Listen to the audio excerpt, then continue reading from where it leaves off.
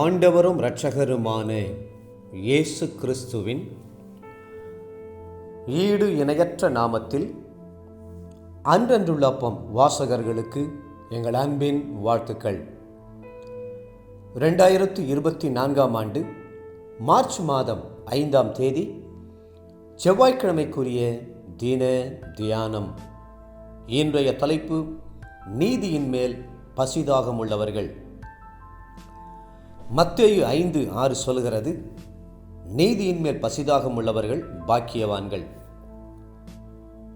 அன்புக்காக உள்ளங்கள் ஏங்குகின்றன, வசதிகளுக்காக சரீரங்கள் ஏங்குகின்றன. ஆனால் நீதியின் மேல் பசிதாகமுள்ள ஆத்துமாக்களோ பாக்கியமானவைகள். இயேசு மலை பிரசங்கத்தை செய்தபொழுது இரவு பகல் 3 நாட்களாக 5000 பேருக்கு மேற்பட்டவர்கள் பசி தாகம் எதையும் பாராமல் அமர்ந்து கர்த்தருடைய வார்த்தைகளை கேட்டுக்கொண்டிருந்தார்கள். அந்த மக்களுக்கு சரீர பசியை பார்க்கிலும் கர்த்தருடைய வார்த்தையின் மேல் அதிக பசிதாகம் இருந்தது. ஆகவே கர்த்தர் அவர்களுக்கு தொடர்ந்து போதிக்க சித்தமானார். தேவ பிள்ளைகளே, உங்களுக்கு கர்த்தருடைய வார்த்தையின் மேல் பசிதாகம் உண்டா? பசியானது ஜீவன் உள்ளவர்களுக்கு ஒரு அடையாளம். மரித்தவர்களுக்கு பசி எடுப்பதில்லை, தாகம் வருவதுமில்லை, அவர்கள் புசிப்பதுமில்லை, உணவு அவர்களுக்கு அவசியமும் இல்லை. ஆனால் கிறிஸ்துவின் ஜீவனாகிய நித்திய ஜீவன் ஒருவனுக்கு இருக்குமானால் அவன் ஆத்துமாவில் நீதிக்கேற்ற பசி இருக்கும். அவன் பரலோக மன்னாவை வாஞ்சித்து கதறுவான். கர்த்தருடைய வார்த்தைகள் கிடைக்காதா? ஆவலோடு புசிப்பேனே, அந்த வார்த்தைகள் தேனிலும் தெளிதேனிலும் மதுரமாய் இருக்குமே என்று ஏங்குவான். மானானது நீரோடையை வாஞ்சித்து கதறுவது போல, தேவனே, என் ஆத்துமா உம்மையே வாஞ்சித்து கதறுகிறது என்று தாவீது பசிதாகத்தோடு எழுதுகிறதை பாருங்கள். பசிதாகத்தோடு தேவனுடைய பாதத்தில் காத்திருந்து எதிர்பார்க்க வேண்டியது நம்முடைய கடமை. கர்த்தர் நமக்காக பரலோக மன்னாவை எப்போதும் ஆயத்தமாக வைத்திருக்கிறார். ஆவிக்குரிய காரியங்களில் உங்களுக்கு பசிதாகமுண்டா? கர்த்தருடைய வார்த்தைக்காக ஏக்கத்தோடு எதிர்பார்த்து இருக்கிறீர்களா?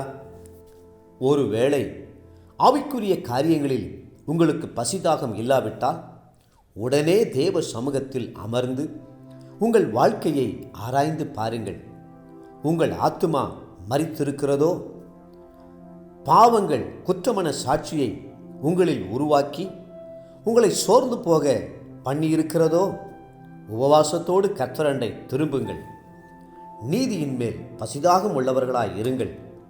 நீங்கள் திருப்தி அடைகிற பாக்கியத்தை நிச்சயமாகவே பெறுவீர்கள்.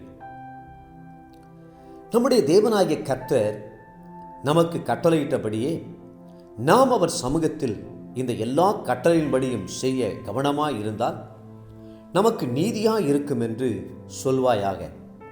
உபாகமம் 6:25. இப்படி வேதம் சொல்லுகிறது. நீதி என்றால் என்ன? நீதியின் மேல் பசிதாகமாய் இருப்பது எப்படி? ஆம், தேவனுக்கு கீழ்ப்படிந்து அவரோடு சீரான சரியான உறவுமுறை வைத்துக்கொள்ளும் அனுபவமே நீதியாகும்.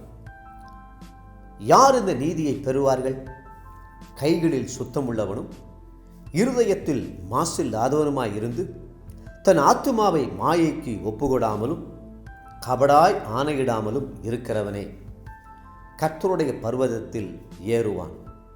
அவன் கர்த்தரால் ஆசீர்வாதத்தையும் தன் ரட்சிப்பின் தேவனால் நீதியையும் பெறுவான் என்று 24ஆம் சங்கீதம் 4-5 வசனங்களில் வேதம் திட்டமும் தெளிவுமாய் கூறுகிறது. தேவ பிள்ளைகளே, தேவனுக்கு செய்ய வேண்டிய கடமைகளையும் அயலாருக்கு செய்ய வேண்டிய கடமைகளையும் அக்கறையுடன் செய்யும்போது நீங்கள் நீதியை பெறுவதுடன் நீதிமான்களும் ஆவீர்கள். இன்றைய நினைவிற்கு எரேமியா 23:5. தாவீதுக்கு ஒரு நீதியுள்ள கிளையை எழும்ப பண்ணுவேன். அவர் ராஜாவாய் இருந்து ஞானமாய் ராஜரீகம் பண்ணி பூமியிலே நியாயத்தையும் நீதியையும் நடப்பிப்பார். இன்றைய வேத வாசிப்பு காலை என்னாகமம் 34, 35 மற்றும் 36 அதிகாரங்கள். மாலை மார்க்கு 9 அதிகாரம் 30 50 வசனம் முடிய. அன்புக்குரிய அன்றனுள்ளப்போ வாசகர்களே, மீண்டும் உங்களை வாழ்த்துகிறோம். நீதியின் மேல் பசிதாகம் உள்ளவர்களாய் இருங்கள். அப்பொழுது கர்த்தர் உங்களை பாக்கியவான்களாய் மாற்றி உங்களை ஆசீர்வதித்து மென்மேலும் உயர்த்துவாராக. ஆமென்.